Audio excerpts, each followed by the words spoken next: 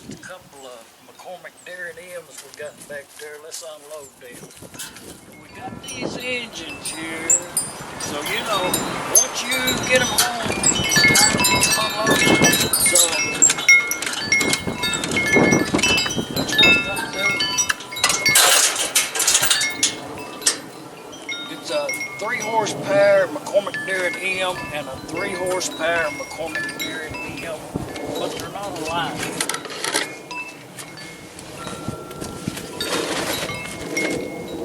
One of them is a spark plug engine and the other one is an igniter engine.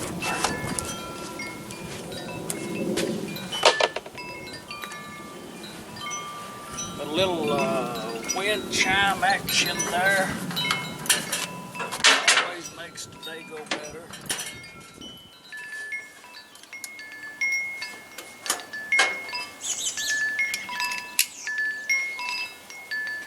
I'll show y'all close up on a tip. You know, you might get something out of this episode that you might like.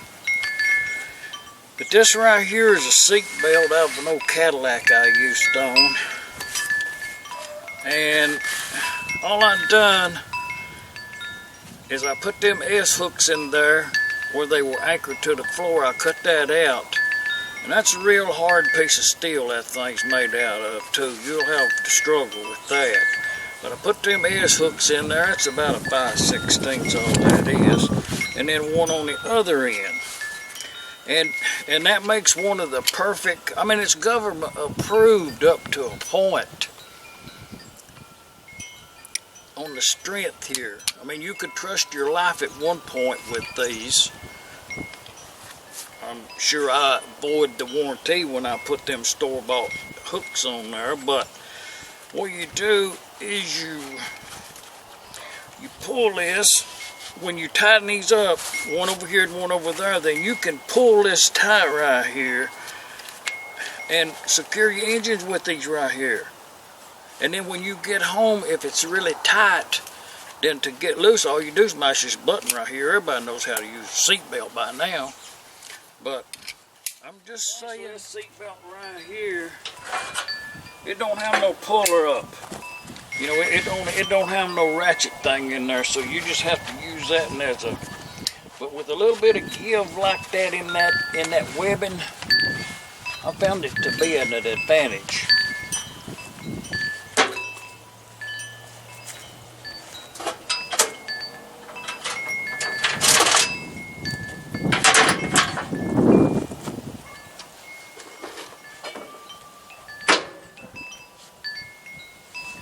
You know, I done hauled this stuff here once.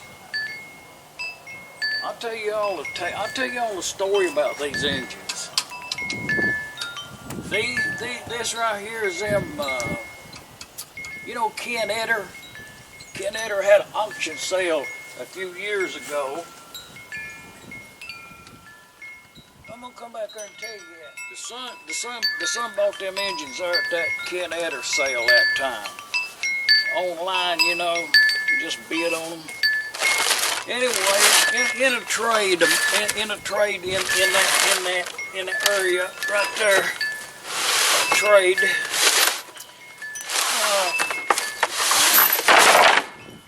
I ended up with these two engines here. So, you know, at the time I toted them off to Arkansas with full intentions to rebuild them. Well, the way it worked out, I decided to move here. So I toted them to Arkansas. Actually, if you remember, coming from North Carolina up yonder, if you remember that trip, there was a semi-trailer involved in it. Man, it was a lot of it. But this is shelving right here out of that shop, so you know. Now I figured it was pretty good wood, so I just go ahead and haul it up here. And right there, that's a piece of this right here is a piece of that wood you get over there for $1, I think it is, or 50 cents. I 33 cents, some kind of odd number, 56 cents. At the hardware store, if they got an odd board, they throw it in a bin over there, and you only pay like 53 cents for it. They mark it with some green paint. But anyway, that's one of them. Let's call it a 50-cent board. But I think it's going to rain, so.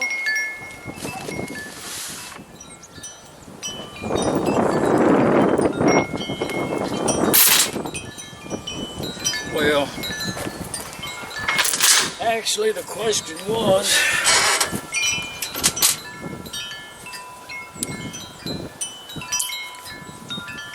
no deep thinking about it, I don't think. It's just a matter of what's right. You know, what do you do in that situation? Imagine this, if you would. Just a short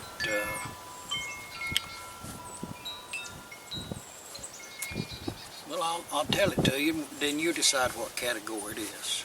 But let's say that I'm doing something here, a project, and I come up on this idea that is brilliant. Oh, I mean, it's really good. It's never been thought of before. You know what I mean? Of all of the books, all the text, the video, the audio, you know, traveling that I have done in my whole of my life, I had never observed anyone doing this. It was new. It was my idea. I thought of it as I was doing it. I was thinking, how could I do that with all the parameters in mind with what I have to work with? So let's say I devised a jig, a form, an idea, a way to do it. You know, I actually did something of my own idea and it worked. And I was telling someone about it. Now this is the dilemma, the predicament. This is totally new to me. Brilliant. So I'm passing along the idea of this idea, passing along to another person to use, to do. They would like it. And the other person says, oh, I done already know about that. That was in a magazine in 1953, let's say. Article in there, somebody wrote about it.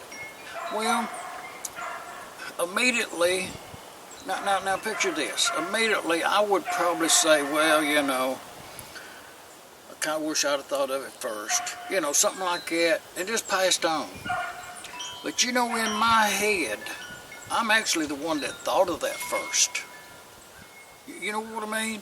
Just because that he had published an article before I thought of it, had no bearing on my imagination of the problem and finding what needed to be done. It just so happened we was thinking alike. So I should not have succeeded that he was the first to think of that until I gave it some thought. Now leave a comment. Man, I'm going to leave a blank page in the book for a follow-up on that.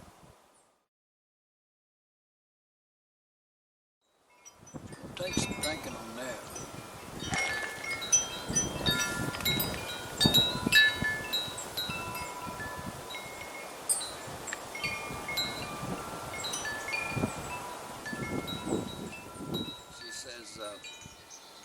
You've done enough thinking.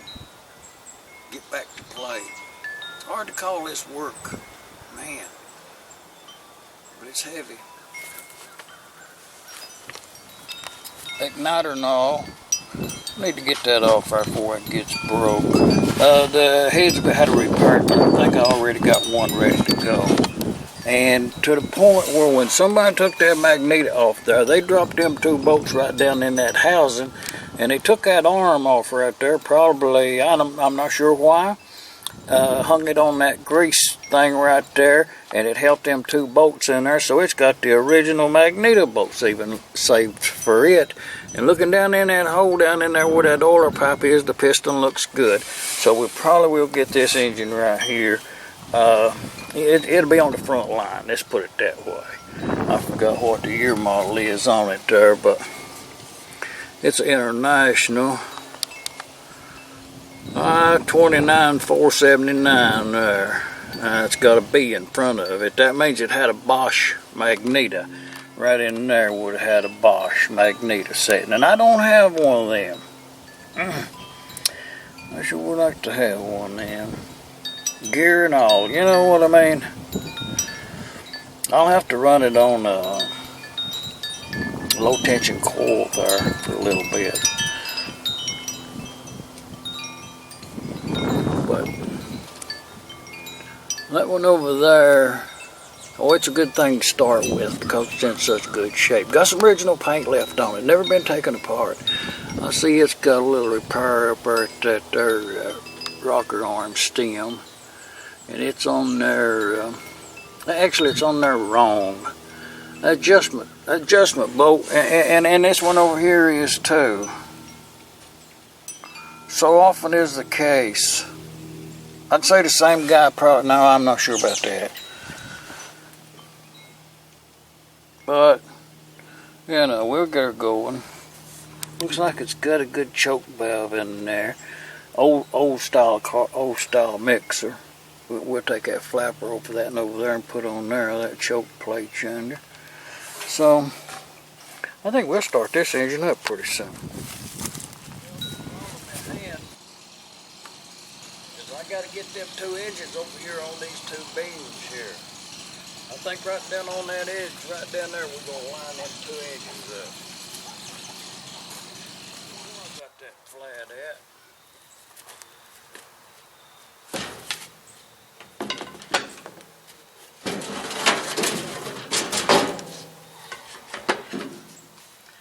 What I'm going to do is I'm going to slide back under on both rails, and then I'm going to slide sideways.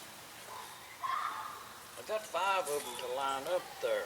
May not be enough. Kind of straight back, so I'm just gonna hook up this tree right here. That tree's about half.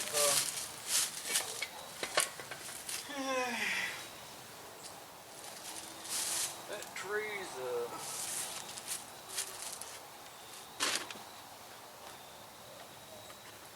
backhoe almost cut it down.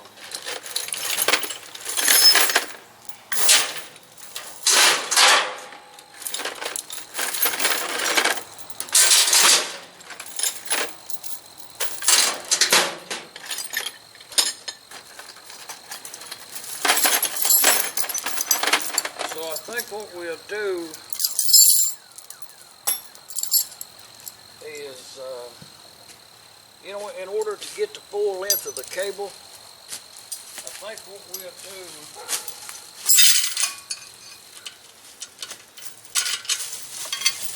pull around this tree about twice, like that.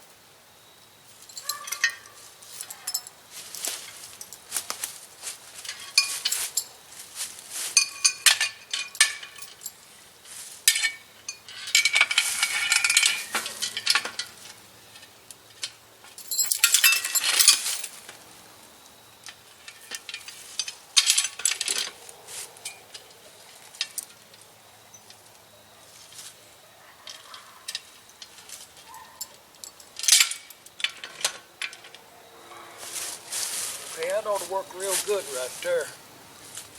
Well, we have to have that battery now, 12 volts.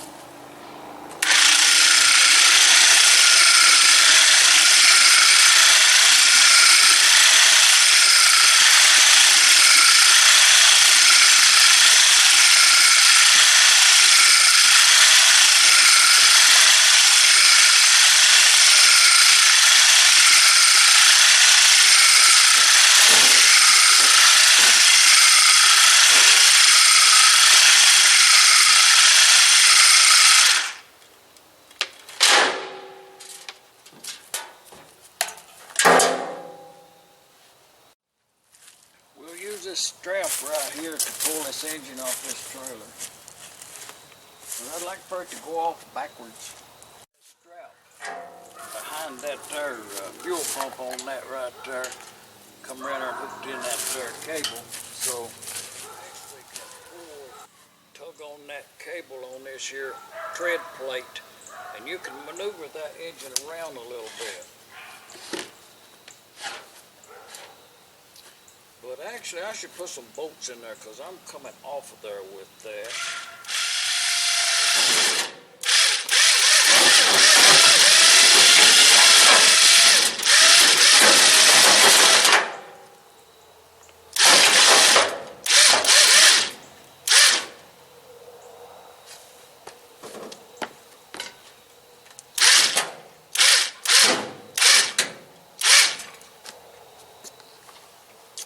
Success. Actually, I should have had a piece of plywood right there is what I should have had.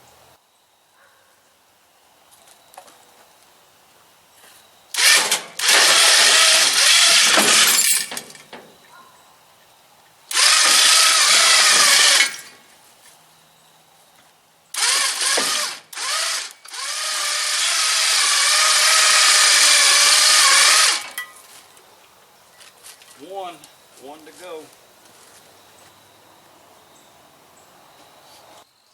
We'll get that other nut, but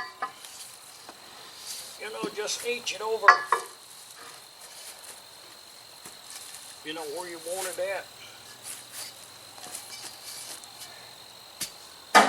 Because it'll probably be here for a great while. That's pretty steady right there. I don't think we'll have no problem with that. So let's get that other off there.